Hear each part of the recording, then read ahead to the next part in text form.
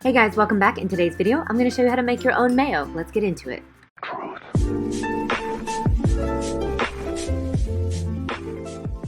Okay, now I know that depending on where you live, people have very specific tastes about what they like in their mayo. And down here in the South, people love Dukes. Well, Dukes and Hellmann's, but let's not get into that. I'm just going to show you how to make mayo, and then I'll show you at the end of the video how you can change it up to make it kind of more like whatever you like.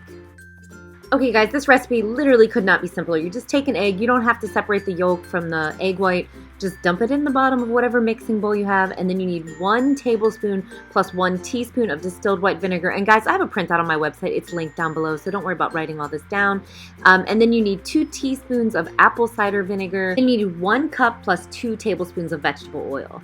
All right, and then you're just gonna let that sit for about 30 seconds to a minute. What you're doing is just allowing the oils and the egg and the vinegars to kind of separate back into 2 separate layers. Okay, and then you're gonna take an immersion blender. Basically just going to take it and you're gonna push it gently down and kind of try to capture that egg.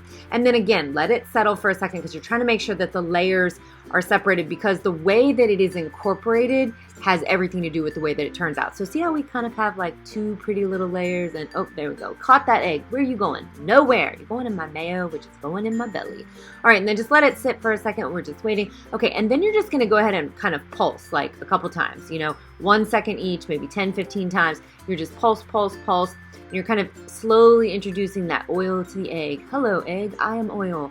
Because if you guys do not do it that way and you just kick it on and speed blend it, let me show you what happened. In a food processor and just turned it on.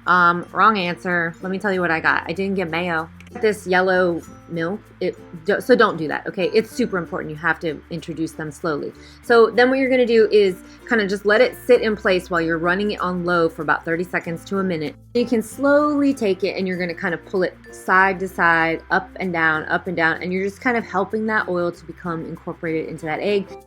And then because of the powers vested in me by Google's research, apparently you're not supposed to put your spices in until the very end. And in this particular recipe, we're going to use 3/4 of a teaspoon of table salt and 2 pinches of sweet paprika. And then what you see me doing here is I am creating a preservative. So if you happen to have a brand new thing of yogurt, you know that disgusting like yellowy looking stuff that sits, it's called whey.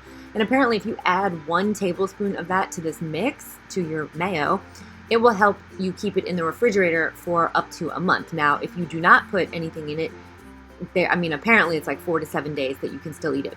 But I don't have whey, so I'm doing citric acid. So basically it ends up being 1/8 of a teaspoon of citric acid to 1.5 tablespoons of water, and you're gonna let that dissolve, and then you're gonna dump that in with your spices.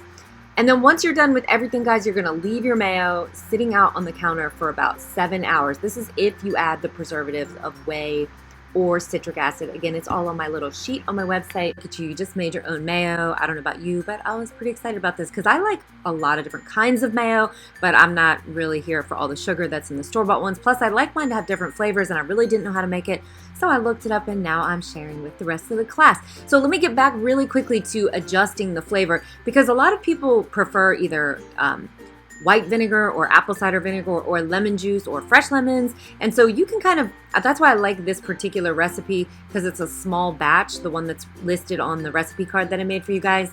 And then you can adjust it. So if the batch that you made didn't have enough salt, add more salt. If it needs more vinegar, add more vinegar.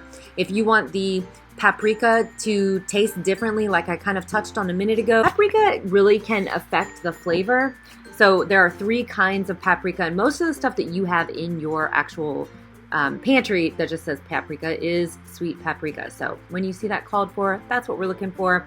Unless it specifically says smoked, which is going to give you more of that smoky flavor, or hot or heat, then you're going to get that, heat like a jalapeno. You can be as bougie as you want and mix up as many small batches of mayo as you like. And because of this preservative, now we can actually eat it before it goes bad. Go ahead and write the date that you bottled it on there and slap a chalkboard label on it. It's going to be a wrap for this video, and don't forget that all the links are listed in the description box below and in the first pinned comment for you guys. Thank you so much for spending some time with me, and if you want to be notified when I upload new videos, just click subscribe and turn on that little bell notification.